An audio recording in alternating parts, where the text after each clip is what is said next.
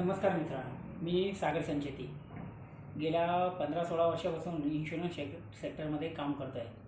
हे करत असताना एक आनंदाची गोष्ट म्हणजे ह्या पॅन्डेमिकमध्ये माझी पहिली MDIT झाली। MDIT काय अरे मजाच मजा, मला एवढा आनंद झाला की जसा मला मुलगा झाला होता तेवढा आनंद झाला, तोच आनंद पुन्हा एकदा झाला।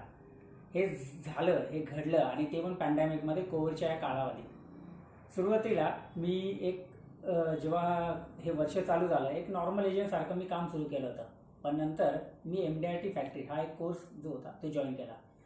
ते जॉईन करताना मनात भीती होती, नाव तर MDIT फॅक्टरी आहे म्हणजे MDIT व्हावंच लागेल का, हीच भीती मला सारखी सतत होती।